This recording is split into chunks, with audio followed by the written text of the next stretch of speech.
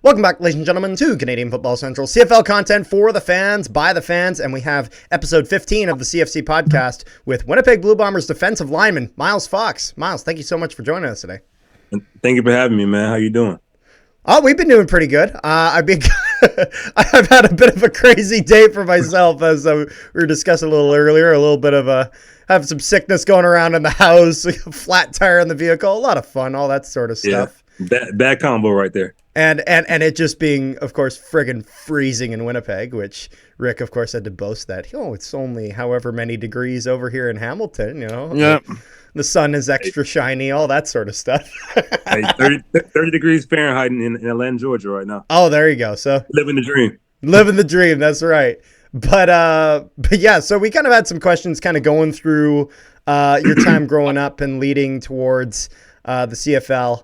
And like I said, kind of before we started recording here, definitely some nonsense sprinkled in there. What was it like growing up in Lawrenceville, Georgia? And what was your experience playing sports growing up? And I'd say this till around the end of high school. Starting at the end of high school, or from like early on? Up until the end of high school. Okay, so I started playing football when I was probably about 8 years old. And I got into it actually because my dad got me. It was Madden 05. It was Ray Lewis on the cover. And I just started playing that. And I just kind of fell in love with the game. Yep. And that's how I, got playing. I started out, big guy, O-line, D-line. Played a little bit of running back, a lot of people kind of surprised by that. But yeah, I hated playing on the offensive line, but I love defense. I always tell my coach, I said, let me play defense. Every time I get in there, I would get wrecked. And he'd tell me, he said, you're too soft to play defense. He put me on the O-line. Biggest dude on the team, he's put him on the O-line. Yeah. I'm like, I want to play defense. He said, you're not aggressive. And that was honestly kind of a ongoing theme until probably 7th grade. I went to this camp called Football University.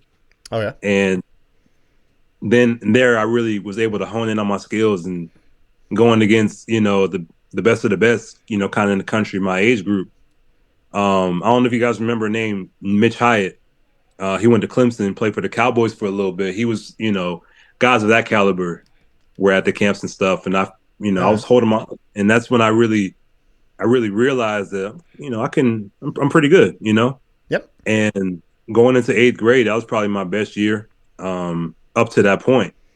And that's when I originally started at Collins Hill District, went over to Peachtree Ridge, then went back to Collins Hill for my high school career. Those of you who don't know Collins Hill, we put out guys like Taylor Heineke, Travis Hunter. Oh, yeah. So, yeah, I was always not say again. Were you saying something? No, I said not too bad. No, I was just finding what you said. No, you're good. Yeah, but I was always kind of the under-recruited guy. I wasn't the tallest guy, 6 foot. Yeah. I think at that point I was like 5'10", and I was just always the quick guy, but not big enough. All the college coaches told me, like, if you were like 3 inches taller, we'd give you an offer. So that kind of always left me with a chip on my shoulder. Yeah. So grinding, and just hearing my coach tell me, he said, just be patient. The offers are going to come. I ended up getting my first offer from South Alabama. That was my junior year going into my senior year. And I really feel like that was like a burden lifted off of me at that point. Yep. I just felt like, I don't know. I just felt like I had so much more in me, and it was just kind of, it sucked not getting attention from the big schools, because I've always been the hard worker. Me and my dad would always wake up, Saturday mornings and run hills when I was little, all the way up until high school. And, it was good to finally get that recognition, but you always want more. Of course. And then going in my senior year, that was probably my best year that I've ever had. I can't remember my stats exactly, but ended You're up talking senior year of high school, right? Senior year of high school. Yep. Ended up getting an Iowa offer, got a Georgia Tech offer, Arizona State, and I forgot who else, but I ended up committing to Old Dominion before the season. I forgot to mention that. Yep. Kind of all over the place. I feel like I'm all over the place. I hope it's Oh no, you're good. No, keep going. I take an offer to Iowa 2 weeks before signing day. It's so far from home. I want my parents to be able to, see my college game. So Of course. I think it was like 14 hours away from me. Yeah. So yeah, that's and pretty much like Winnipeg weather too. Kind of like a whole bunch of cornfields up there. I'm like, you know what? I don't know if I can do that. Ended up staying in the Old Dominion, and that was pretty much how I kind of got to playing football and kind of the journey that I had through high school. Yeah. And it's funny that you mentioned that about the whole 5'10" thing, because down in the States, and I could just be talking out of my butt here, but down in the States, I find that it's more, they look at things different than up here in the CFL. Like down in the States, you have to be like a certain size, you have to be a certain weight. Well, up here in the CFL, you could be the smallest guy. Yeah. And still have a great career. Like, there's nothing that says you have to be a certain size to be good at anything. It's a different game too. Like I feel like the small explosive guys kind of thrive up in the CFL. You've seen, me, Woods, Adams, all of us are pretty much the same size. Yep. Then you got Holly from Toronto. You got Woody Barron, like Jared Look at Brandon Banks was 5'7", 150 as a receiver. And look at the great example he had went to. He was with Washington for a little bit, right? Yeah, and then he came up to Hamilton, and then he a few had like hiccups, 5 or 6 years. Toronto, he finally wins one against Winnipeg 2 years ago. He was able to get that. But that's where, like, I think maybe some of the reasons to that is, I mean, the big league in the States is obviously the NFL. That is kind of that is the holy grail. That is the goal in this and that. And so when you're the top league in this and that, you and your pool that you're looking at for talent is essentially everyone. You can be selective and stuff like that. And then, but if you're looking at, say, the CFL, they're looking at that players that the NFL has said no, and they're like, okay, well, hold on a second, we might be able to bring him up and give him a chance here, and maybe he doesn't meet this or that requirement in the NFL, but he has this, and this, and that can allow him to succeed in the CFL. Obviously, there's a few different changes in the rules with kind of that being that 1 yard off. With some of the skill positions, of course, the waggle, especially for receivers, is a huge thing that can be a factor. And so if you got a guy who's quick, that can make a huge difference in the receiving game. And so I think a kind of a combination of different factors can kind of lead to maybe a different approach between kind of the CFL and the NFL in that regard. No, definitely.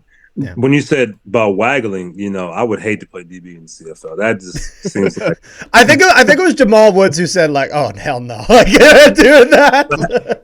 Having a guard to do run at full speed, but by the time the ball's now, oh my gosh, that's got to be awful. The only thing that I think you guys have the worst is the goal line stance, being that 1 yard off. That 1 yard off for the. Those are awful. I hate the 1 yard off in general, but I feel like it has its benefits. But it's just not what we're used to as American players, but especially on the goal line. See what I like is up here in Canada, if you're from like a D2 school and that, we may not know of you up here, but if you have like an outstanding season, like look at Ontario Wilson for you guys and Samar Bridges, like they were players out of nowhere, and look how great of a season they have. Like no one knows them when they come up. And then they just have like these outstanding years, and now look at them. Yeah. I feel like guys down south, there's so many good players, but like certain guys don't pass that eye test. And like you said, like there's the NFL is very picky in who they select. Because I feel like it's all because it can be. And it's all about timing, who and just like the size and like your frame and what's the word that they always use? The tools that they have, that certain players have. I don't think they necessarily always go for the best players, but I feel like they go for the best molds, and they feel like they can coach them into the best players. Yeah. Because I feel like the CFL and the NFL talent isn't really that far off, if you're asking me. I feel like they're obviously, your Patrick Mahomes, your TJ Watts, the top 10%. Then everybody else, I feel like they're very on par with CFL talent. I don't think that no, it's that's fair. I mean, if you bring it up that way, look at Alex Singleton, who plays, I don't know if he still plays for the Broncos, but he played for Calgary Stampeders for like 3 years. Yep. And then, I forget what his first name was. His last name was Wade, but he played for BC, I think, for like 3 years. And then he went to go dominate in Miami down in like the NFL. Oh, Cameron Wade. Yeah. Cameron Wade. Yep. Yeah.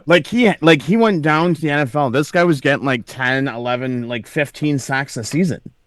Yeah. I think he was in BC for like 1 year. Then you have like 18 sacks. Yep.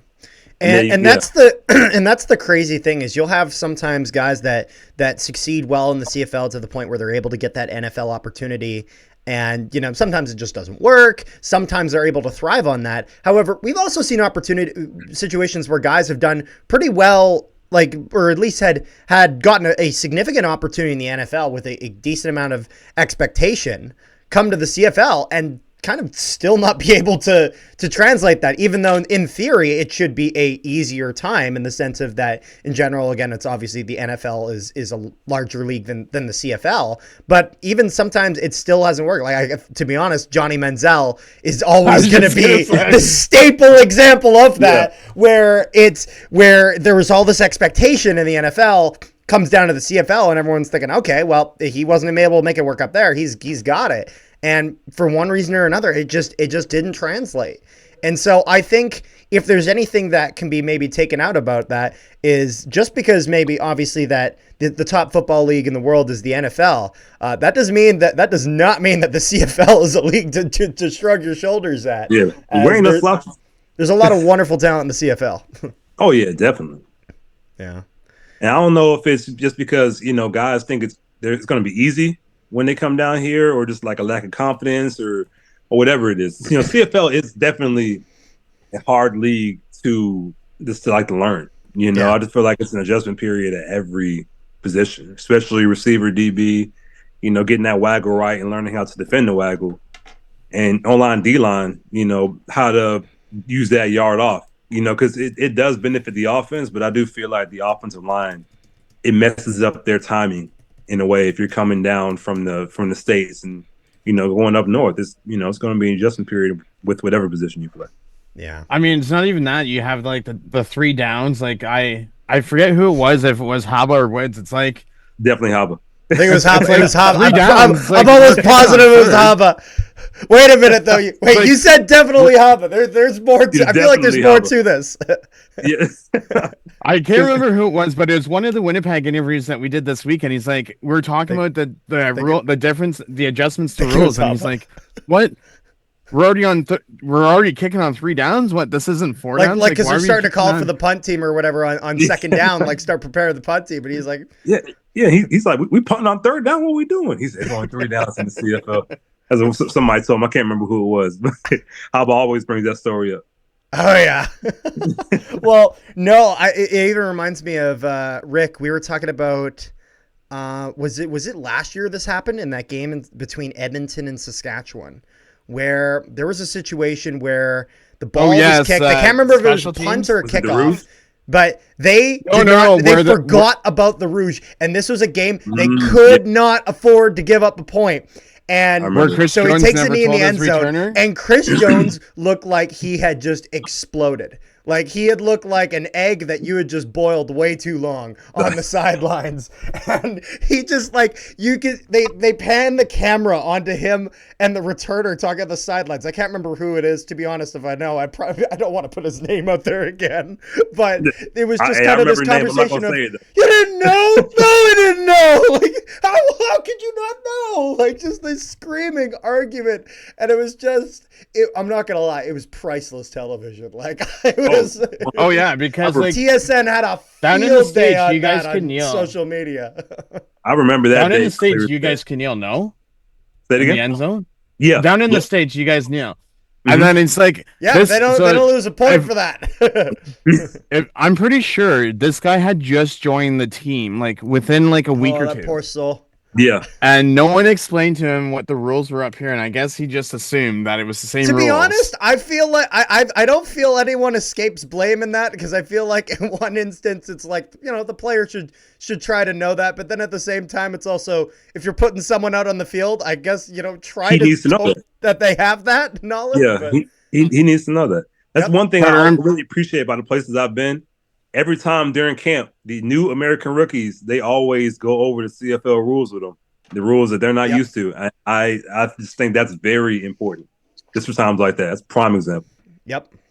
Carter, I'm pretty sure it was the time where the memes were starting around for Edmonton. It's like, it's not them losing, it's them finding ways to lose. Yeah, I think it was around the same Milt time. Stiegel put out, has got to be, it was an all-timer of a tweet where he said, you're not improving, you're just finding new ways to lose, because they were losing by like close margins or whatever. And so I saw that and I'm like, Rick, we're bringing up in the video, that's way too good of a fucking tweet to not use that. That is incredible. Like, that is... No, that little meme page that they have on Instagram is hilarious. Is it talking on about CFL CFL memes? commish? It's something. It's on Instagram, but I see it and I think I it's try CFL not to like commish. him. I've talked with him. I know exactly who you're talking about, because I think he's followed by the CFL. Is he really? I think so, at least at one point. I try not to like those pictures, because I don't want anyone to get the wrong impression. But those it be having me dead. Miles, it's called a burner account for a reason. That's true. I It's need to make called one a of those. burner account. Every public figure has one, and no one talks about it. Name not Miles Fox. Yeah, Yep, hey. exactly. Oh, this is great. Oh my goodness. So I guess getting back to football and getting back to where we were. Yeah. How was college at Old Dominion, and as well as Wake Forest? So Old Dominion, I feel like it wasn't the place for me. I played as a freshman, and I just feel like I don't want to. I'm trying to say this in a way where I don't, throw anyone under the bus or kind of you're trying to be respectful about it. Yeah, kind of respectful. It just wasn't the place for me. I found that out. That's fair. Yeah, later in my career. But when I transferred to Wake Forest, because I played 4 years. Did I play 4 years? I played 3 years at Old Dominion. My 4th year, I got hurt, tore my plantar plate in my right toe, and I was out for the season. And when that happened, they wanted me to redshirt, use my last year as a redshirt, and I'm just like, I don't really want to do that. I'm like, I just can't. I told my parents, I'm like, I can't see myself, staying here one more year. So then I put myself in the transfer portal, really took a leap of faith because I was coming off of my best year, my junior year. And Wake Forest was the first team to hit me up. It was Wake Forest, Iowa, and UCF that hit me up. And, because Wake Forest recruited me out of high school, but they didn't give me an offer. Yep. And the same D-line coach came up to me and he reached out to me. He said, I want to right or wrong, for not offering you in high school. And I really meant a lot to me, So, and on top of the great education I was going to get, it seemed like a no-brainer to me. Yeah, that probably so I felt go to really Wake Forest. Good.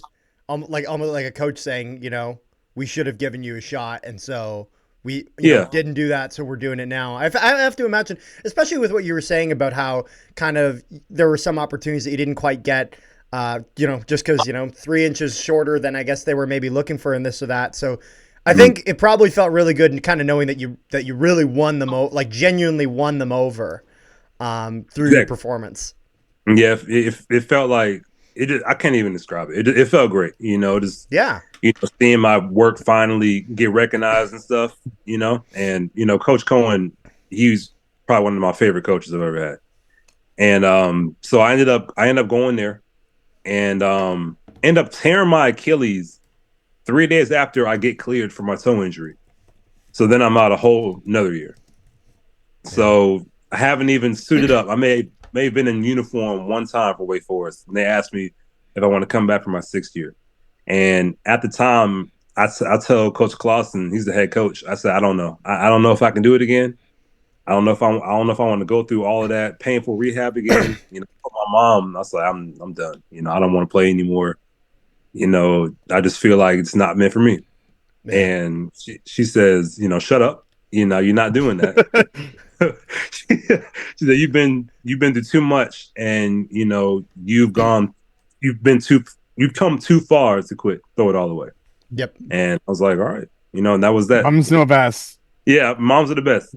I was about to say, sounds like a good mama. So actually, they tell me that.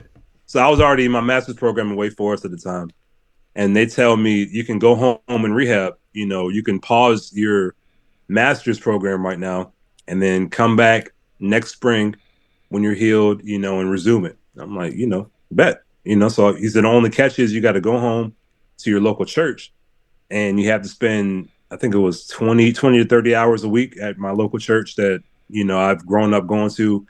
The pastor is the chaplain at my high school, and I'm like, okay, I go back to work at the church, and then 2 days out of the week I go to my former high school, Collins Hill, and then our rival, Mountain View, and just spend time at their practices, kind of just being like a big brother, I guess, Yeah. And at that time is when I met Travis Hunter. He was at the high school then. And, just being able to meet him and see all that live was special.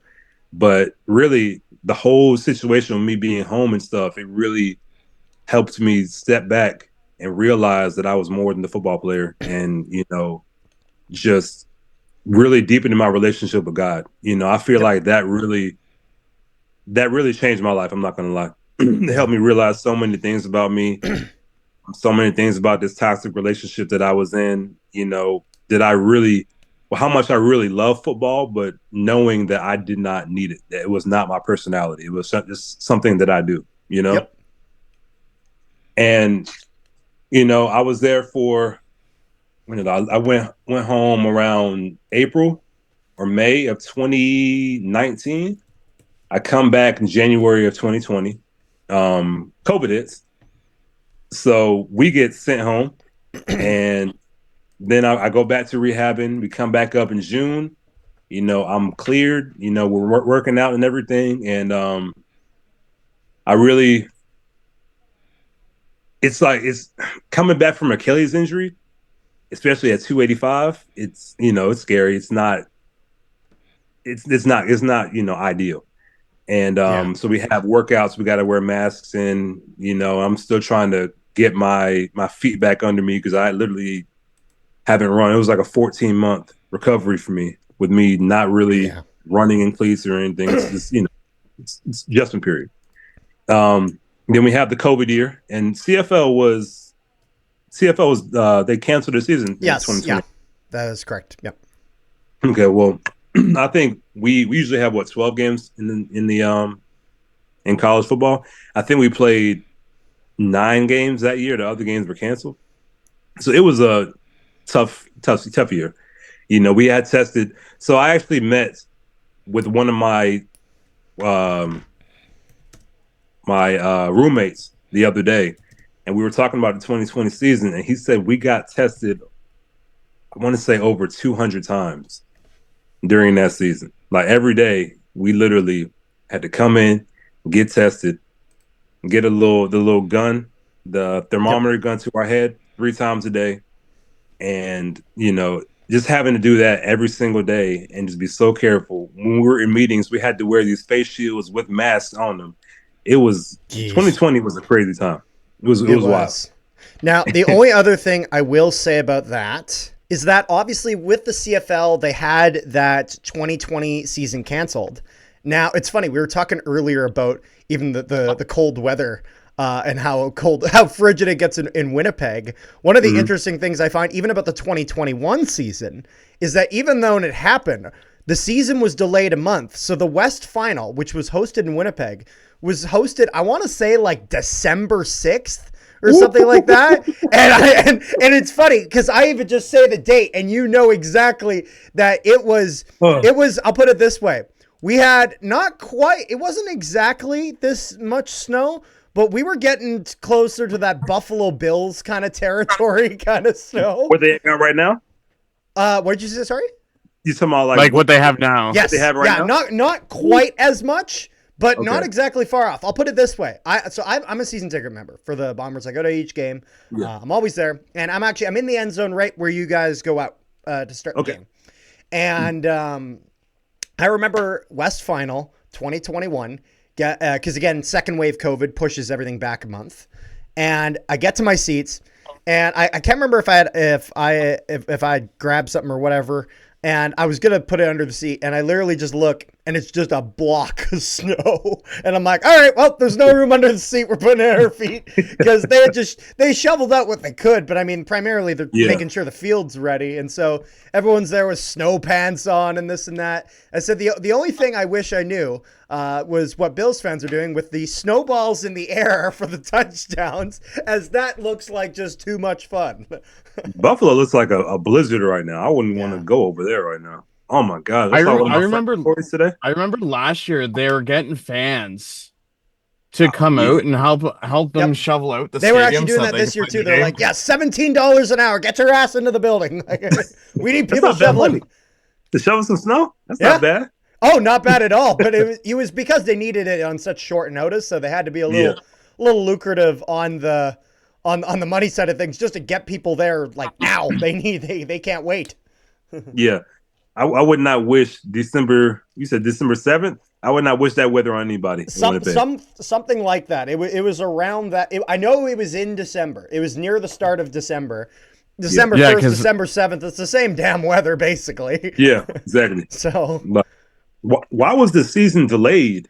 Second wave of coronavirus, because they had the initial wave of COVID, and it had just kind of flared up in, I want to say, January 2021.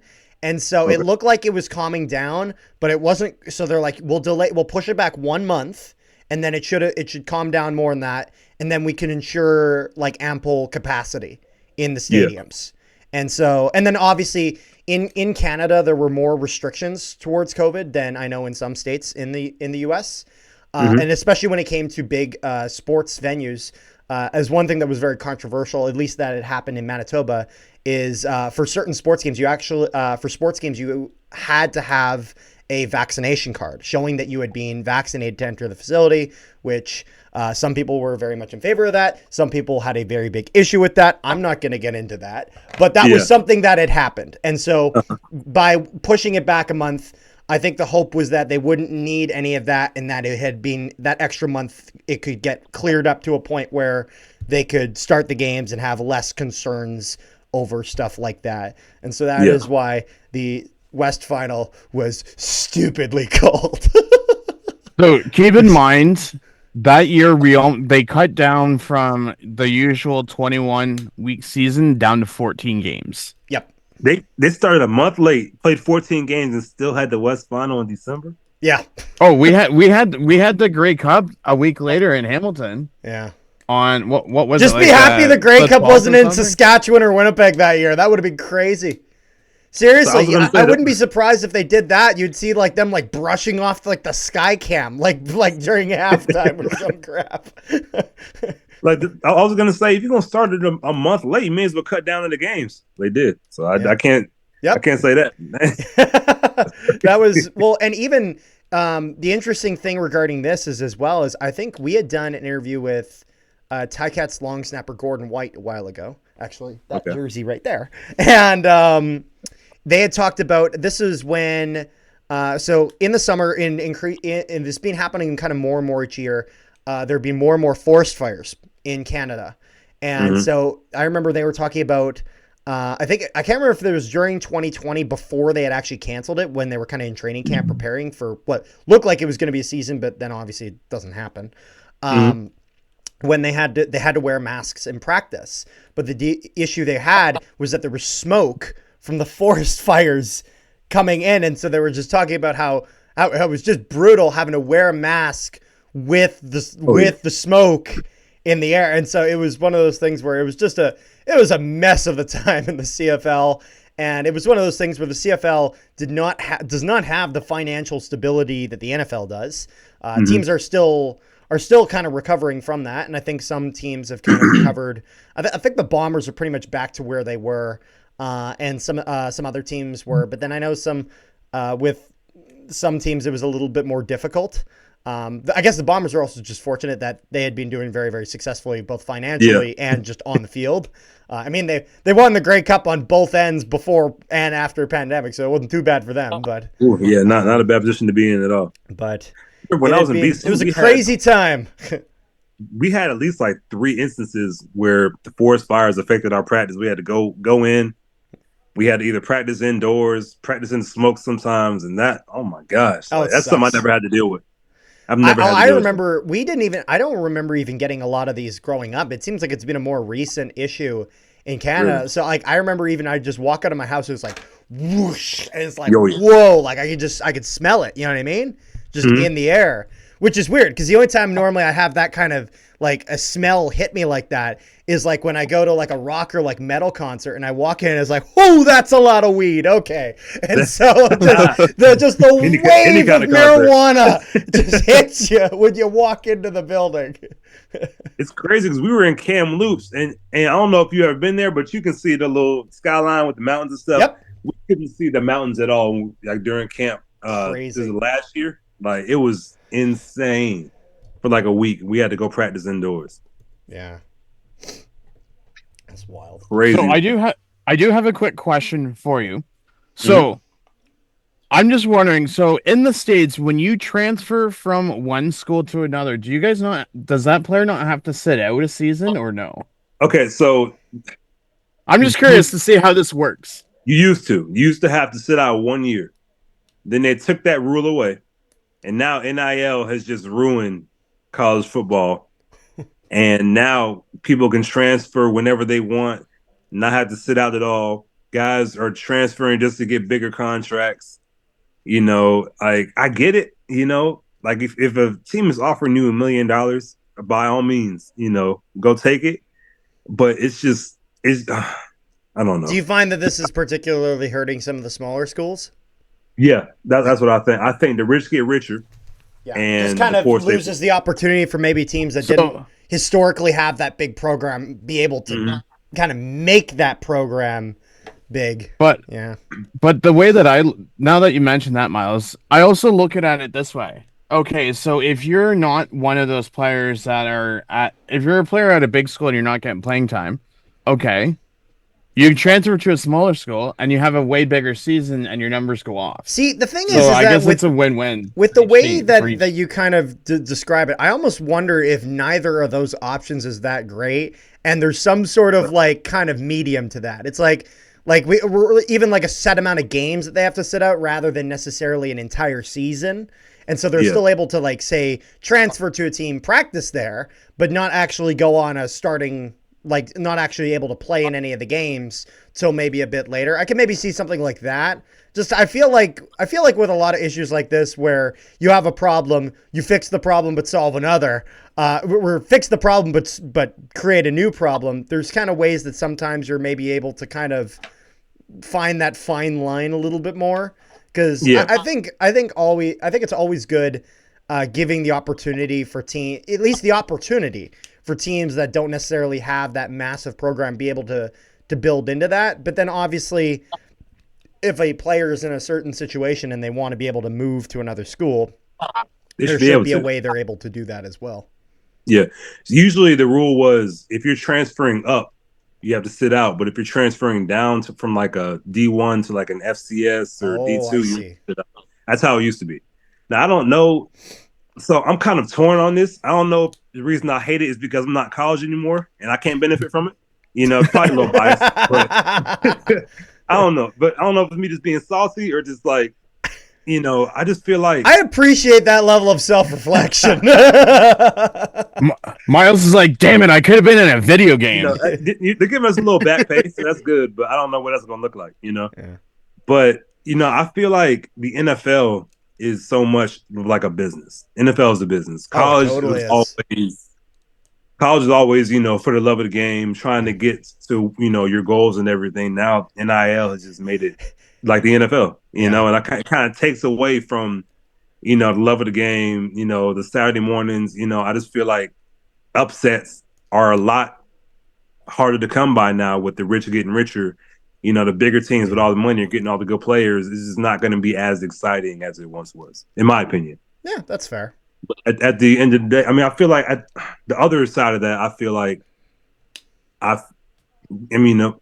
we're putting our bodies on the lines, and they deserve to get paid for having their names and stuff out there, getting paid for your image and likeness. So it's a double-edged sword, Yep.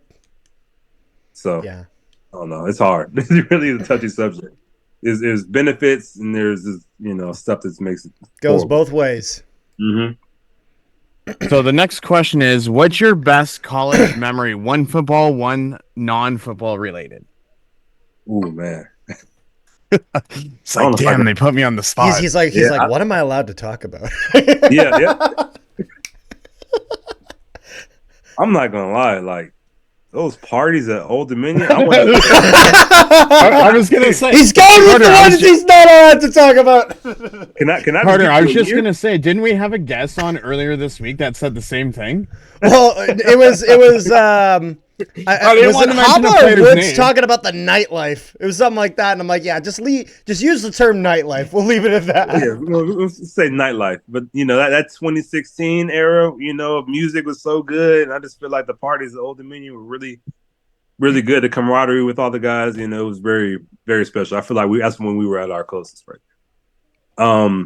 As for football, I don't know. I have a couple. I remember even for non-football, I remember when we had, I think it was Braylon Addison on, and he had went to Oregon, and he was talking about how he had kind of grown up down south, and so he had never really experienced snow. And so for his non-football one, they had like a big, like full campus, like snowball fight just on campus because he was up in Oregon and he's getting snow. And so they're having fun with that. So we kind of go all over the place.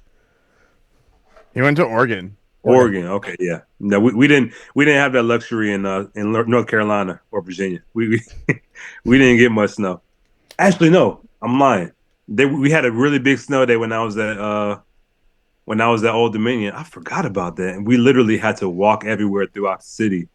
And like this whole city was shut down. That's crazy. That's the thing I always find so funny about like some place in the States where it's like in Canada, where it's like in the States, like cause I have a friend actually from North Carolina, and he's like, oh yeah, inch of snow, the town just grinds to a halt. No one's driving. There's nothing. I'm like, inch of snow, we'll get a foot, and they'll be like, put a shovel in your damn car and make it to work. Like, no, 1 inch, 2 inches, we're shutting down the city. We're not going to school. Like it's crazy. And actually living up north, like seeing y'all function in a foot of snow I'm not gonna lie, it's impressive. I'm not gonna lie. we have I even see videos going viral of if you remember, if you've ever seen Back to the Future with like the skateboard on the back of the truck or whatever, people do that with like a snowboard, and they'll be like on the back of a vehicle, like in an empty parking lot doing donuts, and the guy's like swinging around on like a snowboard or like a toboggan. Like just people are nuts up here. I've even seen some people drive around the city and like not really a GT, but like those what the heck do they call them? I want to say like those snowmobiles. Like I've even seen like people driving around cities in snowmobiles. I've seen a snowmobile on the highway. That was a sight to behold. I don't even think that's street legal. That's crazy. I don't even think it's legal to do it, but I've seen it. Living in the South, I don't know if I'll ever see that. Yeah. Well, if you spend enough time in Winnipeg, who knows? Maybe you might. I was about to say, I'll probably see it this year. There you go. Miles is like, there's no way I'm staying in Winnipeg all year round. Oh, no, I'm out of there. He's just got to come for the Winnipeg Jets playoffs. He's got to come see the Winnipeg Whiteout. I still need to get to a game. I've been meaning to get to a hockey game since I've been up there, and I have not. Everyone talks about how amazing it is. Fair enough. Well, if you're ever up here, you gotta catch a game. Got to. There you go. So now, one thing we also find a little bit interesting here, especially with, well, I would say especially, but this would be most for people coming from the States to the CFL. When was the first time you had ever heard of the CFL? Ooh. I think I've always like known about it. I've heard about the Canadian Football League, but if you asked me to name a team, I wouldn't be able to name one. I can name I'd say like Toronto. There's probably a team there. It's a city I know of. Yeah. I think I like really heard about it when I was actually started diving deep into it when I was talking to the scout from the Browns after the was it after the draft? It was after the draft. And I had already been with the Buffalo Bills for camp, and I needed somewhere to go. And this scout told me, he said, you should look into the CFL. He said, I think you'd be really good in that game. With your quickness, your get off, they play a yard off, but I think you'd really benefit. I'm like, a yard off? I'm not doing that. I'm not do that. He's like, why would I give up one? I don't even want to give up any. Like that's my advantage right there. But I looked into it, and I love it. I'm not gonna lie, and that's when I really took it serious and started looking at the teams, the rules and everything. And when I went up there, I'm like, dang, like this on top of, the beautiful scenery that you get in Canada. I mean, you really can't beat it. I'm not gonna lie. Yeah. I mean, I will say from my first time being in Winnipeg this year, I will say, wait till you go to other places in Saskatchewan and Winnipeg when you see mountains. Really? Where is this? Because in Hamilton we have you're not going to see any mountains in Saskatchewan. That's what I said. Okay. I thought like I said, when you're outside of Winnipeg and Saskatchewan, you'll see mountains. Okay. When I flew out to Winnipeg this year, Canadian Thanksgiving weekends, Carter's like, man, when we drive because we saw you guys play Toronto the Friday night. Then Carter drove us to Saskatchewan Saturday. He's like, man, Saskatchewan. You're just gonna see open fields for 6 hours. Like, his buddy, who's an Argos fan, is coming with us, and I was like, you know what? They're only in here for the day or whatever until we're getting going the next day. I'll just show him around the city, and so I'm kind of showing him around all that we got here, and he's like, wow, this is cool, and I'm kind of like, okay, yeah, this is all right, I guess. And so he's like, it's so flat, that's fascinating. I'm like, I'm glad you find enjoyment in that, because you're not seeing shit besides that for the next 6 hours when we drive to Regina. That is all you will see, and you will not I'll put it this way: we got good sunsets in Winnipeg with the flat line with the flat prairies, but. I mean, if you're looking for anything ranging to slight amounts of anything mountainous, you need to either go all the way west down to Vancouver and Alberta and BC and whatnot, or even if you go a few hours east of Winnipeg towards the border with Ontario, that's where the Canadian Shield starts, kind of right around Thunder Bay. And that's when you'll kind of start to get a bit more elevation changes. Actually, town of Kenora is a very, very popular destination for people having cabins. A lot of actually NHL players have their cabins in Kenora because it's just gorgeous. Okay. So I have to go out there. I was gonna. It's only I think 2.5 hours east of Winnipeg. So it's not bad at all. Oh, it's not bad at all. No, it's doable. It's it's it's like going to Brandon, but it's more interesting than Brandon. No offense. Okay. I was gonna say your guys' sunsets and 7-Elevens. We got so many 7-Elevens. I love it. It's beautiful. Oh, 7-Eleven is a spot down in the States. Yeah. Oh no! It's when we went to Winnipeg. It's like, hey, 7-Eleven, drive up 5 minutes. Oh, another 7-Eleven. Winnipeg, Manitoba, Canada is the Slurpee capital of the world. Is it really? Yes, it is. There is no place on earth that has more Slurpees per capita.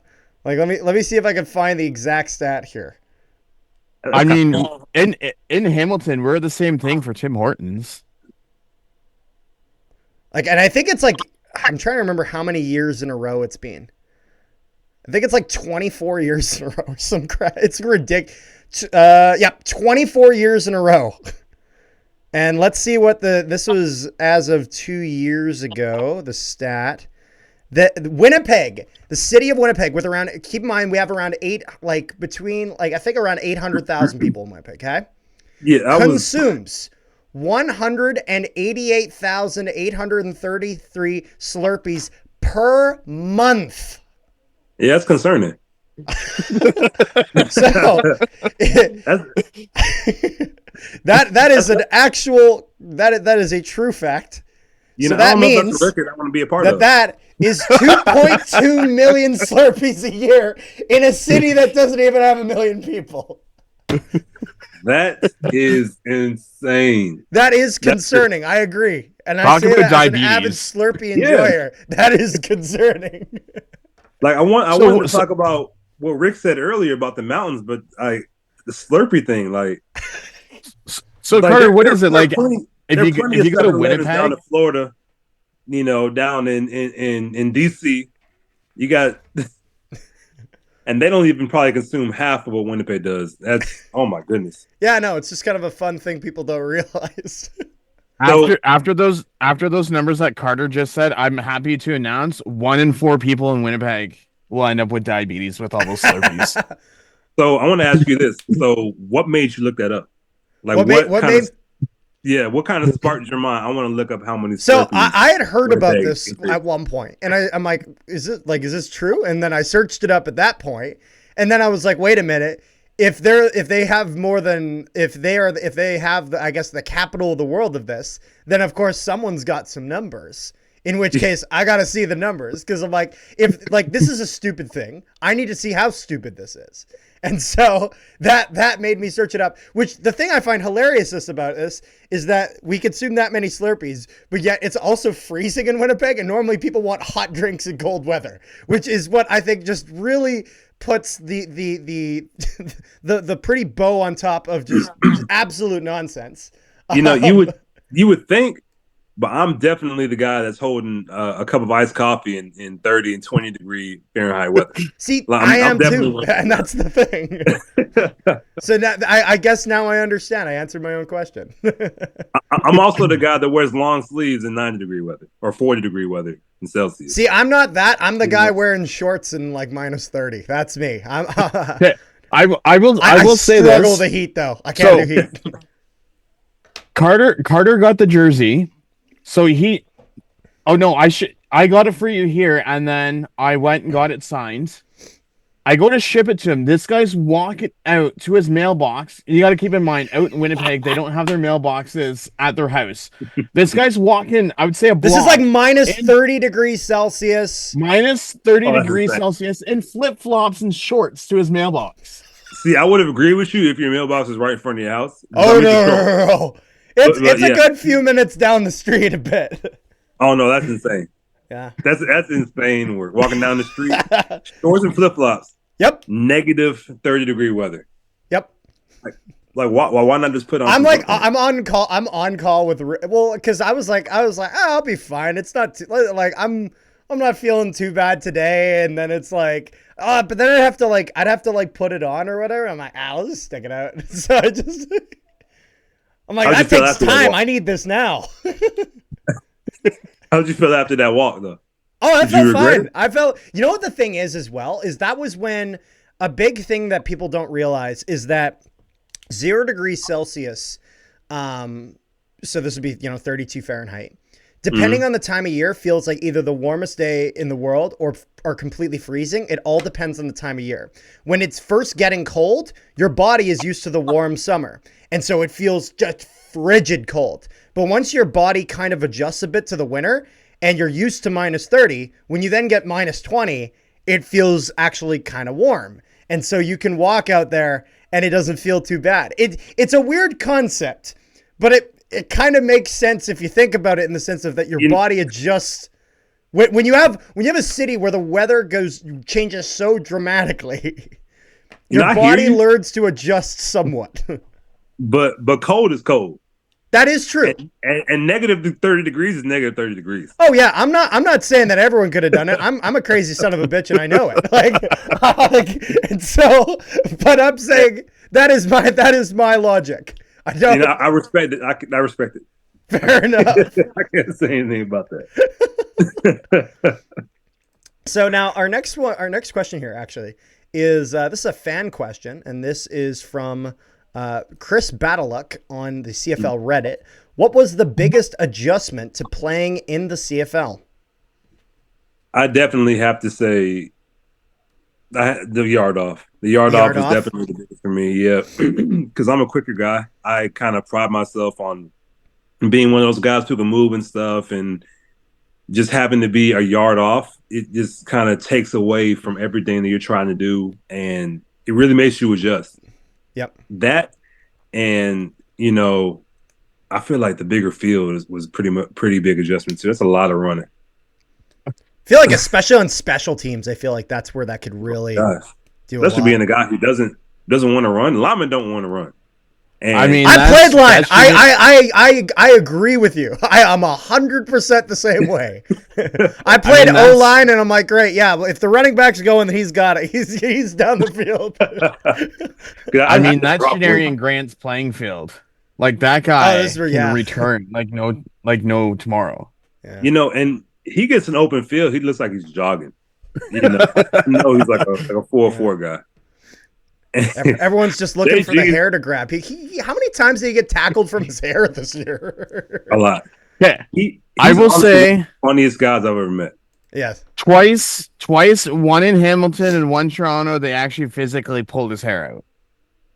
You would think that after the first time he would just tie it. Didn't he get his hair pulled out in the Grey Cup, or he just got tackled by his hair? He might have. I don't know. I can't even keep track. Because I remember he put a sleeve on it after. I know he's like taped it up or something like that to like help taped it up. I saw he taped it up, yeah. But I thought it was real hair at the beginning, but it's like, yeah, extensions or yeah. But then I don't really know if it makes much of a difference. It's gonna hurt. It's attached to something, so. I feel like that's hair. I feel like he's been growing it for a while. Yeah, but here's the thing, though, is if they tackle you from your hair, they count that as equipment and part of your uniform, so you can't get a penalty on that. Yeah. Nope, you can't. And actually, that is kind of a reoccurring debate on whether this should be allowed or not allowed. And I understand both sides of it. It's a bit of a strange thing to kind of bring up, as I never kind of really thought that this would need to be brought up, but it is now that it's happening. So you would think it'd be kind of like same thing as a horse collar. Yeah, you would think, but I mean, hey, if you're gonna wear your hair out like that, I mean. But then that's kind of the thing as well, is when you have your hair like that, you also kind of know that this is probably that something you're aware of it. You know what I mean? Mm-hmm. And so it really kind of, I expect the CFL will just kind of continue and not really, I don't expect them doing anything about it. I feel like that's such a small rule. I think exactly. There are definitely other rules that they should probably get to, instead of that. There was a absolute, there was an explosion this year over the Rouge, specifically in the context of a missed field goal going through the end zone. Of course, I think was it Toronto beating Saskatchewan or Saskatchewan beating Toronto? The game was in Toronto. I know that. I want to say it was Toronto. I think Toronto won the game. Yeah, it was Toronto. And Haralahu misses the kick, but because it gets the single, they win the game. And it got posted online, and all of the outrage. It's like, they won and they missed the kick. What is this? And the keyboard warriors had united, and the CFL was the target. That was a crazy day. The amount of people I had call me and say, I was watching your game, and a team scored 1 point, or even after that game, a guy missed a field goal, and they still won the game. I'm like, if we're gonna bring up controversy, this is the biggest controversy. Mother Nature being a Bomber fan when you guys played Montreal. Hey, Mother Nature's a Hey, Bomber fan, and I'm sorry, Alouettes fans, but it was great. hey, God was on that field because literally, like, you see all of the wind, all the leaves come up out of nowhere. Yeah. What's going on? And right when he punts it, and then when it's time to kick a field goal, it just stops. It goes silent. I've never seen anything like that before in my life. Like, it was crazy. Like, I remember, like, 30 seconds before the win started, Kenny Lawler was walking up and down the sideline. He said, "You got to believe. You got to believe." And then that happens. I was like, that's crazy. Hey, I guess everyone Hey. was believing. So Everyone was believing. Hey, God is good. I'll tell you that because that was Carter, didn't you get a text from your dad? And your dad's well, like, I was "Go I was check not this able out." to watch this game live, and so I was driving somewhere, and I kind of like I had gotten wherever I was, and my dad texts me. He's like, "You need to check Instagram and the game right now. You're not gonna fucking believe this." And I turn on my phone, and it's just like TSN in all caps, like the win. I'm like, whoa, and I'm watching it. I'm like. just like Wait, what the hell? Wasn't that the game for you guys to win first place? Yes, Yeah. we secured the West Yeah. Final like that. yes. That was my first game back, and I'm just like in disbelief the entire time walking to the locker room. I'm like, there's no way. That's crazy. It's just crazy how the Bombers 0-4 start. And there are, I guess, questions from some people on whether, is this team where it was? Is it not? Then they go on just a destructive heater all the way to the top of the standings. And then it gets really, really close near the end.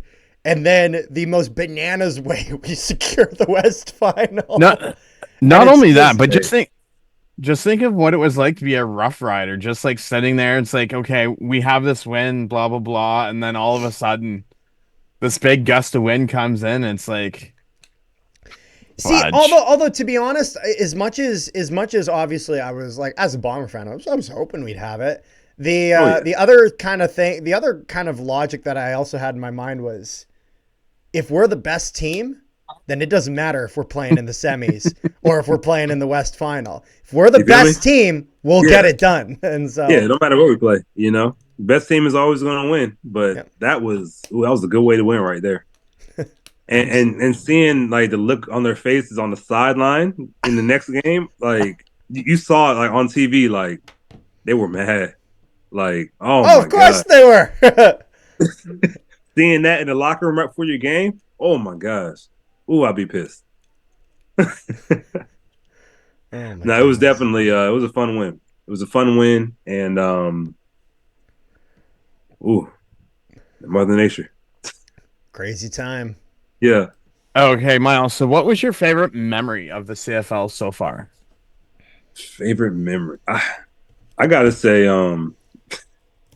that win in Montreal was honestly a special one. The Mother Nature win, that was special. But honestly, nothing beats winning that West Final and seeing that trophy and just know that you're going to the Grey Cup and going to where I started my career off in Vancouver. That's probably my favorite moment. And then I had my girlfriend there to watch me. It was my first time.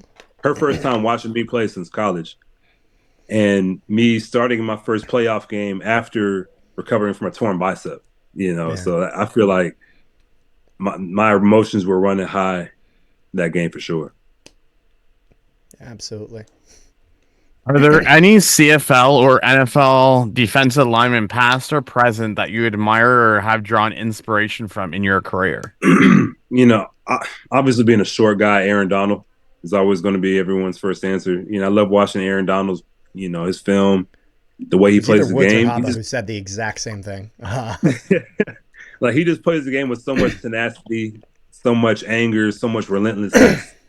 Like, it's just hard not to want to emulate that, Yeah. Along from him, I like watching Grady Jarrett, Puna Ford, another small guy. In the CFL, I love watching Jake Serezin's game. Ralph Hawley, both of those guys, on the same team. That D-line, that D-line is ridiculous. Miles Brown's a really good player. I actually had the chance of playing with Woody Barron. A lot of my pass rush moves I kind Oh of yeah. got from him. So, there are a lot of guys in the CFL. I just cut their film on, watch their sack cut ups or whatever. Are you more rip or swim? For Definitely rip. I can't definitely rip. at 6 foot. You can't be no swim guy at 6 foot. Because I'm pretty sure Willie Jefferson's more of a swim guy from what Oh, I've seen. well, he's a big old tree. Yeah, exactly. You can swim whoever you want at 6'7".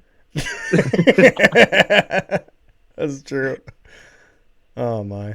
But yeah. So do you have any pregame rituals or superstitions, but kind of before the games? We have I guess a few examples would be, and I think it was Haba said that he's just likes kind of listen to music. With Woods, he said that he plays spades on his phone. Really? And Haba didn't tell you the entire truth. Haba goes outside shirtless, in his street clothes and just bounces his head around, listening to music on the field. Okay. Rapping out loud. So every time I'm out there with him, I need my headphones because I know all I'm going to hear is stadium music and I'm going to hear him rapping. Fair enough. I know with Vernon Adams, he actually, if I'm not mistaken, he actually goes out on the field and goes through all of his throwing motions.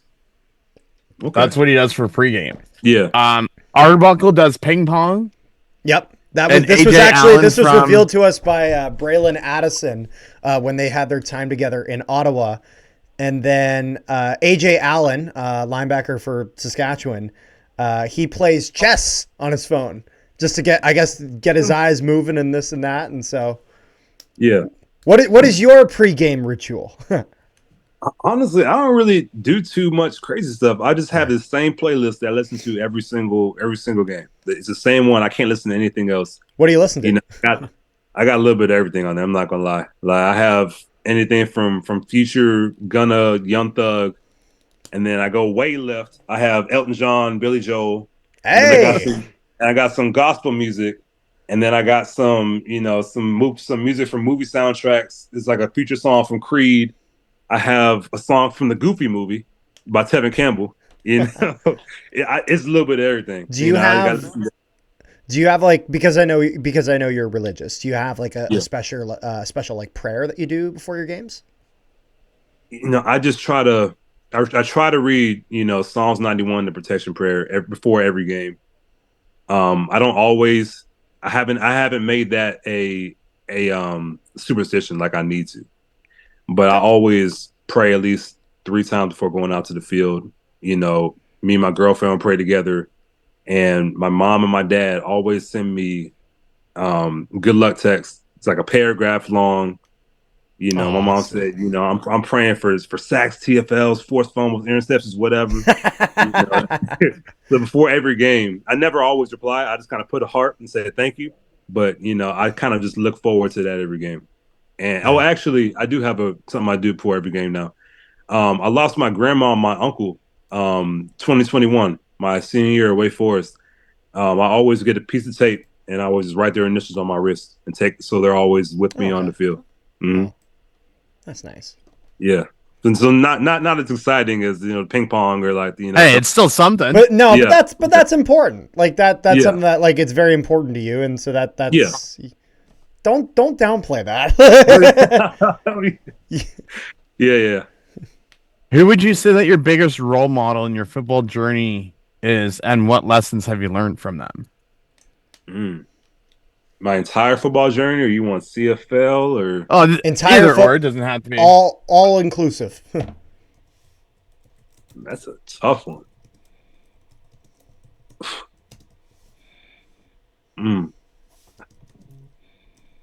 My biggest football role model.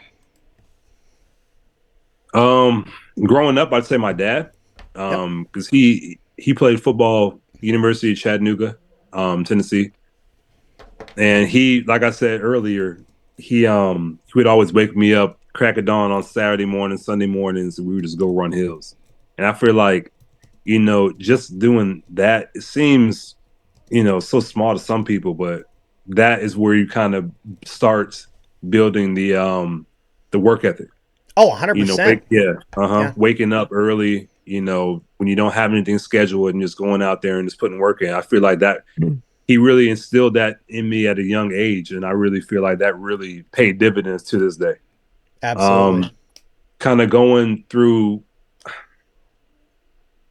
I honestly thought you were gonna say your mom, because from with what you've told us, like, she has like a no quit mentality. Like, you do something, Like you went you're so far, sticking like to you were it. saying Like, earlier, you cannot quit. Like, if you don't like it, suck it up, Buttercup, and just keep going. do it, type thing. Yeah, honestly, she was gonna be next. So she, we'll just she honestly parents. We'll put it as one. Yeah. There we go, parents. No, she honestly teaches me every single day. She shows me firsthand what it's like to endure, to work hard, and to just do what you say you're gonna do, and just no matter the circumstances, it's always going to get better. No matter how tough things are at the moment, there's always going to be light at the end of the tunnel. And she continues. I can't even say she instilled that in me at a young age, because she still does it. And I just really appreciate her and my dad, just for things that they taught me that I still hold with me dearly. And if I had to pick a one like CFL, I'd probably say Jay Thomas or Willie Jefferson. Because those are guys who they're the same. You, Woods, and Haba have said the exact same two names. Exact same two names, but I get why. It's like Willie, he just like does everything so effortlessly. Like, you just see the way that he carries himself. He's our leader. He's our vocal leader. And he's the same guy every single day. Yeah. Hey, the air guitar. The guy got the air guitar. I have to get that in there. He's the same guy every single day. He's not gonna be, he's not gonna show up to the facility like in a bad mood or be like, I don't want to do nothing today. Because not everyone feels like doing something every single day. Oh yeah. But even I remember, so my brother, actually, he recently, he had went to the University of Winnipeg for a while and transferred to Red River College to take creative communications. He's hoping to get into sports broadcasting, as me and him have done a lot of YouTube stuff. He covers a lot of the Winnipeg Jets stuff. I cover Blue Bombers, and then we have me and Rick kind of on the side do this with the CFL as a whole. And actually, he did a internship with Darren Bombing of Bombfire Sports. He'll show up to your guys' practices and whatnot. And so he was telling me about when he did, they were doing an interview with Willie Jefferson, and he's like, that guy is so tall. And so he's like holding the mic up to him. And then at the end of it, Willie was like, oh, like, you gotta just work on that arm strength, and then you'll have it down. And so you get him to do it for a while. So that kind of when you were saying about Willie and how he's always in that bright spirit kind of, I know exactly what you're talking about. He's a big kid. Like, oh yeah, a lot of people would see him. He got the dark visor and stuff. He may come off intimidating, man. Willie, he's funny. He's a big child. Yeah. He loves anime. We play video games together all the time. He's funny, and everything he does on the field. What kind of video games are we talking about here? Hold on a second. He's opening a whole. We play 2K together. And I think I don't know if he has Call of Duty, but I play Call of Duty with Devin Adams, Jamal Woods and Haba all the time. Brian Cole, sorry. Oh yeah. Miles, I will say, if you get Madden 25 or the college football game, there is a download mod to add the Bombers in the game so that you can play as you guys. That's what I heard. I need to do that. Actually, if you want to know actually how to do it, one thing I may actually suggest, we did actually a video with the creator of that, Nelson Hakovich. Yeah. I can send you a link to it, and it has in the description the code you have to put in order to find his user tag, and he's created all the teams in there. And so, and then this is for sure for... I know ours is on the college one or whatever, if that was kind of what we had talked. But he was at the time just kind of getting Madden set up. I'm pretty sure it's the same code on Madden as well. On Madden, so I'll send you actually the link to that video. Should be in the description of that. On Madden, it's CFL 2024 because I'm doing a Ticats one right now on Madden. But it's just they have like everything from like the players. The only difference is in Madden, you guys are all like 24, 25, 23 years old. But Yeah, no, I'm definitely gonna get into that because I'm honestly on college football every single day. Like that's my game.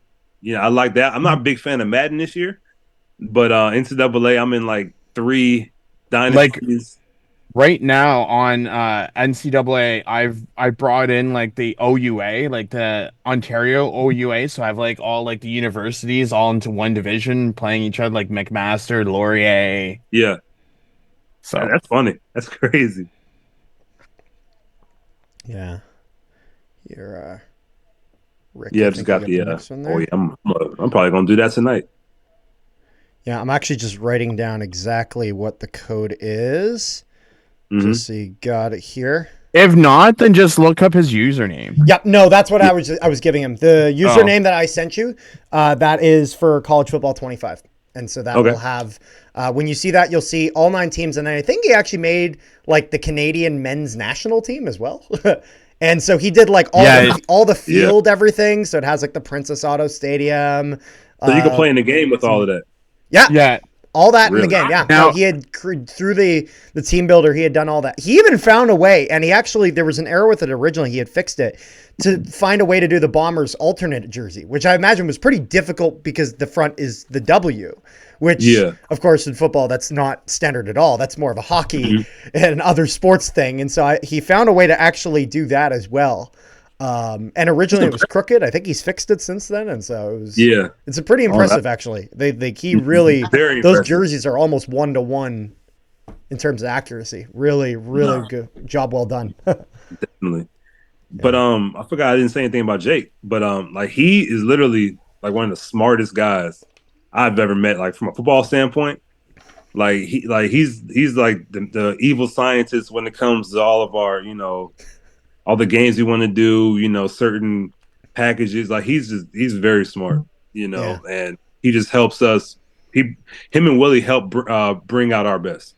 Like just having them on the field with us, it just kind of elevates our game. Oh, You know. 100%. Hmm. Rick, I think you had the next one here. no, you had the next one. I had the next one here. Oh, um, actually, this is a fan question. This is from Chris Battleluck on the CFL Reddit. What do you intend to work on in the off season? That's a good question. I think a big thing that I'm going to work on is my mobility because I consider myself a pretty flexible guy, but I just feel like there's just certain things that I need to fine tune with, something simple like my T spine rotation and shoulder turn and getting through the line when I'm pass rushing, or Oh just yeah, like my ankle stability when I'm like built running the edge, this little stuff. But then I also just always want to work on maintaining my strength and getting as strong as I possibly can. For me, I do a lot of like speed and agility, cone work, like that you see the receivers doing, and you probably yep. don't see a lot of defensive linemen doing it. But I do that to make sure my feet stay quick and so I can kind of stay shifty. How that's because that's my game. Yeah, So I like doing a lot of that stuff. fair enough. So this is kind of like because you've had experience in the NFL and everything. What advice would you give young athletes that are coming up in football to play professional football? Ooh. I'd say be you and stay true to who you are. Yeah, Because I feel like so much like the NFL, it's a cutthroat business. And I feel like, their no is often sometimes it can weigh down on you, saying yeah, that you're not good enough here, you're not big enough, you're not strong enough, you're not fast enough. I I'd say that you're even being considered being in by the NFL, or you're being considered for a reason. You're there for a reason. You are on your way to being a pro football player for a reason. And I don't think that you should ever, change who you are to try to conform. Does that make sense? yeah. It Like I absolutely feel makes like, sense. you Especially with know, now being, I'd say even more opportunities professionally now with both, of course, the CFL and now the UFL being set up mhm, down south in the States. There's more opportunities for those kinds of players, which I feel like, if anything, that could be even more motivated to kind of keep going on that. Definitely. Because my first year we had John Bowman as my defensive line coach. And, one big thing that he would always say is, I want you to do what you do well. We all know what we know what our strengths are. Use your strengths to the best of your ability, and the coaches can kind of just build on that and just kind of fine tune it and just kind of bring the best out of you. Yeah. So that's probably what I would tell all my young athletes right now, and just to keep going, because injuries happen, all of that. You're always going to have someone that's going to tell you that you're not good enough, but none of that matters. If you just work your butt off. I've seen guys who are not maybe the most talented, but they're going to be the first guys in, the last guys out, working their butt off day in and day out. Attitude. Perfect attitude. Yeah. And they outlast the people who really have the natural ability but no work ethic. Yep. Mm-hmm. Yeah, that makes sense. Now, one thing I was a little bit curious about, I guess we kind of briefly touched on it a little earlier when you said you weren't kind of sure, your mom had kind of gotten you to keep going with football, was if you were to not do football, what were, I guess just in life, if it wasn't going to be professional football, was there anything that you had eyed up towards? We'd kind of heard some people that would say, maybe another sport, maybe something that they were pursuing in school when they were in college. Was there something else? Like, if not for professional football, where would Miles Fox be right now? That's a good question. It's always been football for me. Yep. But I couldn't say that I would ever be serious about it. But I've actually well, one, I love scouting. I love watching film. I love breaking down film, and I would love to be like a scout. Love to be a scout. Just involved in the sport in other ways, yeah. Yeah, I never really wanted to coach, but I wanted to be involved with football, from a front office standpoint. I've always wanted to be GM. When I was a kid, I actually it's gonna sound crazy. I've always wanted to work with NASA. Oh yeah. Yeah, because that's sick. There's nothing wrong with that. That's so cool. Yeah, whether it's an astronaut or whatever. I love space, and I love the possibility of other life forms being out there, the formation of planets and stuff like that. I love all of that. But I never took it seriously or anything. But that's fair. I'd probably say if there was never football, I would probably pursue something like that. That's fair. And that's where kind of, I guess, a few points to touch on. First of all, space stuff I find all that very interesting. So I guess for those not aware, I think a lot of our viewers may not be aware. I'm actually in a civil engineering technologist program. That's what I'm almost done my education actually, and that will be kind of the career that I'm going to. Well, thank you. And so even though that type of engineering is not necessarily what I'm looking towards, I find all institutes very interesting in that regard.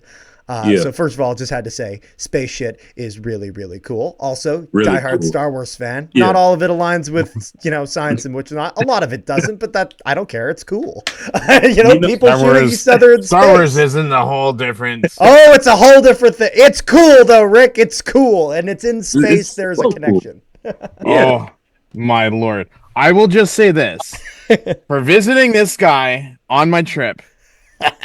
If you could see all this guy's Legos for Star Wars, really? My Lord. Oh yeah. It's a whole different story. Grew up as a big Lego kid, big fan of the Star Wars. So did I, but still. So Star Wars over Star Trek? What's funny? I never got exposed to Star Trek. I was exposed to Star Wars, and I just fell in love with that. Okay. So I've never seen Star Trek. I would never say that it is bad or anything like that. I haven't seen it. I would love to see it sometime. I just haven't. That wasn't what I kind of grew up being exposed to. I was exposed to Star Wars. Carter made fun of me because I told him I've never seen Star Wars. I did not make fun of you. What do you friggin' live under a rock? I did not make fun of you. I said that is surprising, and we will fix this problem starting today. And I've never seen a Star Wars movie as much as I love space. Never seen Star Wars or Star Trek. I'm not the only one. See, my time, Miles. I get my space love from Marvel and stuff. That's where I that's fair. I get it. I'm a big Marvel guy. Oh, it's a lot of fun. I totally Yeah. get that. And the other thing, I guess, going back to the football thing, the other point I was gonna say Mm-hmm. is I definitely understand like the wanting to be involved in even as like a scout. I feel like that'd be a lot of fun. And actually, that's one thing I think the Bombers have done very, very good at in a while is that a lot of former players. I mean, you've seen the organization, the amount of former Mm-hmm. players that are involved from head to toe, whether it's O'Shea, whether it's Walby, lots of guys that have been able to stick around. And for the CFL, that I feel like can be a bit important in the sense of that with the Yeah. NFL, I mean, you make crazy money and then you're basically set. But with the CFL, a lot of times after guys are done, they look kind of towards another venture. And some guys are able to kind of live off that. You know, some of the guys that are right up there at the top can do that, but not everyone's able to do that. Like I actually remember we Yeah. had 2 years ago when Jake was my co-host instead of Rick, we had Johnny Augustine on, and he was talking about how in the off season he does real estate. And so it Yeah. kind of that's why I was kind of curious to see, if not football, what else? Just because in the CFL that can be a little bit of a relevant question in some instances. Oh yeah, So, definitely. so Yeah, yeah. so I was talking to my coach Richie Hall about it. He Yep. was saying that like the CFL is really good for like setting your life up after football. What do you want to do after football? Because you have 6 months where you're not doing anything. So I just feel like I haven't totally found what I wanted to do, like in the off season and stuff. Right now, I'm doing substitute teaching, and I'm also writing a book right now. I love to write, by the way. So those are definitely things that I enjoy doing in the off season. But in terms of like a career, I'm still kind of looking at that. I'm still young. So yeah. Hello. No, he Oh, just you're good. Carter just has to change his headset. His headset died. Oh dang. Okay, we've gotten some interesting answers with this, but are you a turf or grass? I'm a grass 100%. Like That I is the like the most popular of the answers. yeah I like the turf that Winnipeg has actually. Um, because playing on that turf and then playing like in BC, it was like my joints were hurting on that BC I turf. heard that BC. We've had a few people say that the BC turf is particularly a little rough. I think this is probably Yeah. we have heard that before though. Yeah. It's especially at the practice facility. The practice facility is like a Ooh. community field, and it's almost like AstroTurf, and my joints are screaming every practice we have on that. They have a grass field right next to it, so that helps. But no, but I just wish that we could The do all grass all around. I understand the that. only thing that I don't like about grass is unless you have time to keep up on like the maintenance. That's the only thing. And that Like is I the forget number what game one it was reason last places year. use turf is maintenance. Yeah, no, nothing is worse except for the grass in Toronto because I remember last year they had an MLS game just before the Argo game, and like you could see like when the players were running, you could see like patches of grass fly up in the air. Like, so I get it. Like, NFL has all the money in the world to where they can, make sure the grass is good every Sunday, every other event that they have. And, CFL, we don't really have that luxury, in addition to, all the weather that we have up there. So, I get that we can't really do grass with every single team, but I just feel like there's so many injuries that you see on turf fields. Yeah. It's fair to ask the question. Yeah. I almost wonder if even there's a way that someone could even look that at almost like we want to use turf, but is there a way to give this a little bit more give so people aren't blowing out their key? Like even I remember when I think it was the start of last year, Aaron Rodgers had that bad injury, and I saw that, and you could see the moment that it breaks you, and you're Yeah. like, yeah, I know that was a big point where the turf grass debate kind of came up, and And then it just was ways that we can protect the players like that. So Yeah. I think it was a couple of years ago. Saskatchewan or Edmonton lost like 4 players in camp due to Achilles injuries. Oh my gosh. And I remember like two or three guys also got hurt in that stadium after Aaron Rodgers. I want to say Jalen Phillips from the Dolphins got hurt in that stadium on that turf and somebody else. yeah. Like Although it's funny when I hear that, I will say it is a little interesting when I hear the stuff about the Dolphins. I'm kind of like, it makes me think of when who was it? They got the bad concussion and they kept playing him, and then Tula's brother, yeah. And he went back out and there, they let him go back in, and they let him back out there, and it was like, this guy is out of it. Like, he should not be allowed on the field like that. Like because the football mentality is like, no, like, coach, I gotta play, like, I gotta be out there. Yeah. And I get that. I totally understand that. So this is why, like, in football leagues, there is an injury spotter where it's like, that guy's not okay. He's not gonna know it. We have to pull him off before he gets himself hurt. And so, I'm sure Zach Claris has hated that a few times this year, where it's like, I get it, I'm fine, but then you can't pull me out, and then he loses his lid. I get it to an extent, coach, I'm good, let me go. But like, to see that moment with Tua was very scary. And at that point, you just have to like think about your future past football, think about your family. Because like, you don't want to die on the football field when you have a family to take care of. That's it's not even that. I think it was like Buffalo that had that really scary incident where a guy I can't remember his name. It was Damar Hamlin. Yep. Damar Hamlin. Yeah. Yep. That was terrifying when I was like, oh God, that was.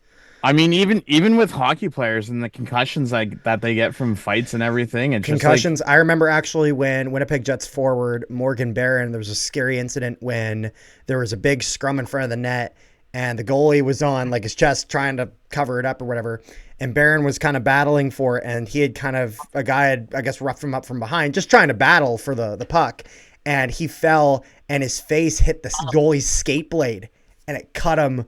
Right, and he was really lucky. It was right next to his eye, and he turned out to be okay. Crazy enough, goes out, gets stitches, comes back in with like a full visor all the way down. And in hockey we call that a fishbowl because it looks like a fishbowl, and comes back and finishes the game. Or I can't remember if it was a fishbowl or a cage or something, but it was just.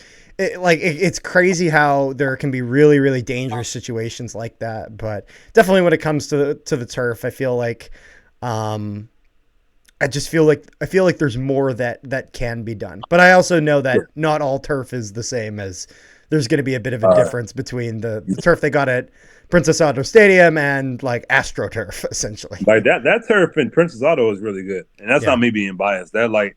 At first, it was very slippery. I mean, it's a new stadium. It's a new building. It makes sense. So. But back on the hockey, didn't somebody die not too long ago getting a skate blade to the face or something like that? Yeah, there was a skate blade to the neck. Was it Adam Johnson, I believe, over in Britain? There was a British league, and essentially there was a situation where a guy, I don't know if he was going for a hit or if he gets hit, and his skate blade goes up and it cut him right in the neck. And he bled to death, essentially, which is why actually neck guards in some leagues were mandated, and in some leagues they then were highly encouraging it.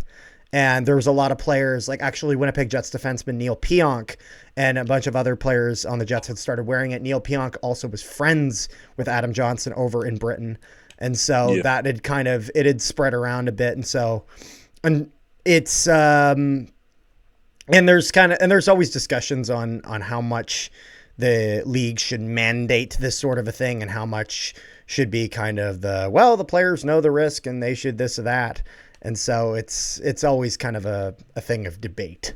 So Now one question I kind of going back to CFL and whatnot is a bit of an interesting question, and I don't know necessarily if you can answer this, but I'll fair. It was a question from a viewer. This is from Chris Battleluck on the CFL Reddit. He was asking, "Do you intend to return to the Bombers?" I don't know how much of this is you can answer, so if you can't, that's all fair. I'm trying to think of how much I can answer. Yeah, I would love to. I don't want to get you in trouble. Yeah. So I don't know what the plans are, but I would love to be in a Bomber uniform next year. Black and gold. Yeah. Hey, CFL's a business. It's blue, Rick. So, it's blue. Kinda... The one thing that I will say is that week before free agency, like so much stuff gets talked. Yeah. Like because of that negotiation window, like players are talking to other players, and it's like, well, we want you to come here, but it's like I have to do what's best for my family, and going to that team may not be best, and it's that like it's crazy. Like being married with like 3 kids in the CFL, you really have to think about your family at all times. I have the luxury that I don't really have to. I'm not married yet. I don't have any kids yet, so I can really do what's best for me at this moment. I can only imagine what some of those other guys have to go through when Yeah. in terms of making a decision like that. It's a big one. You got to think about the city. Is it a family atmosphere, good schools, like. that's the thing. Like when Bo came from Calgary to Hamilton, he's like, okay, well, I have girls, so I have to get them into school, I have to get them into dance and everything, and then it's like we have to find a house and Yeah, the cost of living. Which is very difficult in the GTA. Finding like a place to live I'll put it this way: if people in Winnipeg can find it difficult, people can really find it difficult in Toronto and Hamilton and in the GTA. Like, I mean, go ahead. I was gonna say, like, there's people in Toronto that live on like the outskirts of Toronto. Like we're talking probably like 45 minutes outside the city of Toronto because of how expensive Toronto is. Gosh, is the traffic bad in Toronto at all? I mean, depends on like if there's construction, yes, but I mean like for me for me to drive to my buddy's house in Mississauga, it's probably about and Mississauga's just on like the outskirts. Yeah. So it's probably like a 36-minute drive. That's not too bad. From here to Mississauga, and then it's probably like another maybe 15-20 minute drive to Toronto, depending on traffic and where in Toronto. Yeah. Yeah, that's not too bad. Bad traffic is also like relative in the sense of like I feel like whenever you're in traffic, you kind of have a tendency to this traffic sucks or this or that, and I've kind of always heard that in Winnipeg and whatnot. No, I'm not saying it's necessarily good. And Winnipeg, I will say Winnipeg is particularly bad when it comes to construction, just because of the ground that Winnipeg sits on is primarily clay, and the freezing and thawing constantly, it just destroys the concrete. So from an engineering perspective, it's brutal. That is actually one reason why Winnipeg is so bad with potholes compared to a lot of cities in the GTA when it comes to construction, when it comes to just like filling potholes and redoing roads, is particularly just because it's so much harsher on the roads, just with the climate and with the conditions that it's built on, as if it's just a basic rock foundation. Well, with the rock freeze, it's not going to move much. Whereas with clay, where it's got a lot of moisture and water, it's going to expand and contract a lot more. And so that's one reason why that can be bad. But I was about to say I find it in Winnipeg whenever I hear like I thought traffic was bad in Winnipeg till I like went to like New York someday, and I was like, oh, this ain't nothing. We'll be fine. I take back everything I said about our traffic being terrible. Like thing about Winnipeg is the drivers are just slow. Like it's just like such a slow moving city. It just in Atlanta, it's just so fast moving. People are swerving through our traffic and stuff. And Winnipeg, I'm just forced to sit behind these slow drivers, and oh my gosh, it gets on my nerves. I'm gonna bring up this one thing quick because this always kills me, and Carter knows where I'm going with this. If you've ever been in Saskatchewan, the people who turn left on a red, and they have to put a street sign that says "Do not turn left on a red." It said no left-hand turns on red, and I'm like, whose fault is that? Like, why does that need to be said? Who's turning left on red? And Miles, this is on an intersection sign in Regina. That is okay. I never. Hold on. I'm sorry. It's like 2 to 3. It's like maybe like 5. It's like I don't know, like. I'd say probably 5 minutes away from Mosaic Stadium. Really? Yep. So they're right by the Staples there, actually. Oh, 1 second. I'm sorry. So people are turning left on red. So they had to make a sign that says "Do not turn left on a red," but you're not supposed to turn left on a red. Yeah. Yeah, not sure who forgot that. Yeah. Honestly, like I've just learned that like I'm the best driver out there and no one else can drive around me. That's honestly every time I'm on the road, Fair enough. So the next question is, and this is probably going to be a biased question for you, but who's the best character in the locker room this past season in Winnipeg? best character. And you can give multiple answers. It's not limited to just one. Okay. I'd say getting a call from Tampa. I'm sorry. Can you guys hear me? Yeah, Yeah, we can hear you. I'd say Devin Adams is a really good character guy. Oh yeah. So he came in, I want to say a week before camp was over, if that. Played in the last preseason game. When he came into the locker room, you just kind of felt his presence. He's just like a shining light, great guy, full of energy. And you just can tell that, you can just tell and talk to somebody for 5 minutes and tell they're a genuine person. Yeah. That's kind of what I got from DA. Aside from him, honestly, there are a lot of quality guys on our team. It's hard. I'd love to say myself, but I'm not going to. We have a. It sounds like an immediate answer, but we have a locker room full of guys that I would, actually. Oh my gosh, I was about to say I would let them date my sister or my daughter. I'm like, you know what? Now that I think about it. It's like, no. He's like, I had to stop right quick. So I'll say Devin Adams and I'll say Sergio Castillo. Fair enough. Yeah, Sergio, he's a comedian for one, but he's just a really good guy.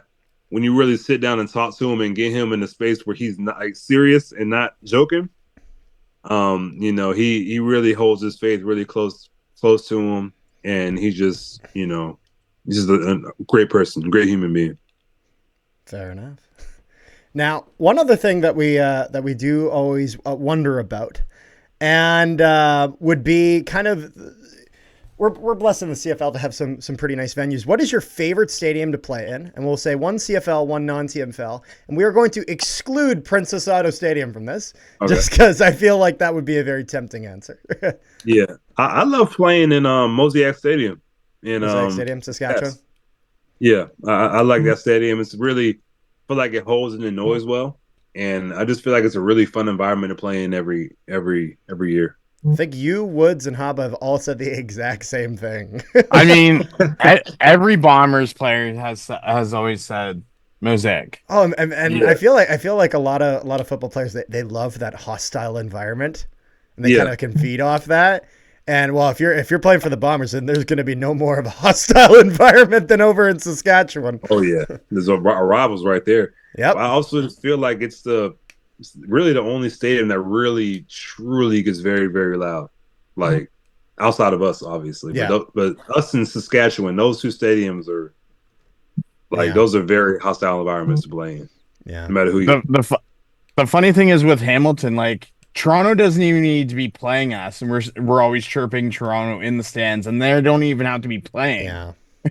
Another thing you also have to factor in, Rick, just because I know Hamilton can get pretty rowdy as well, is one thing that I think Hamilton has working against them when it comes to the noise is when you don't have a roof, that a sound will just escape upwards. True. Whereas with Mosaic and IG, if you look at where it contains the sound and it reflects it actually back towards the field. Actually, this is where I think it's CenturyLink Field over in Seattle is like a huge, where actually CenturyLink Field, actually, I'll put it this way. It's impossible for me to look at IG Field and be like, I see where the inspiration here was over in Seattle.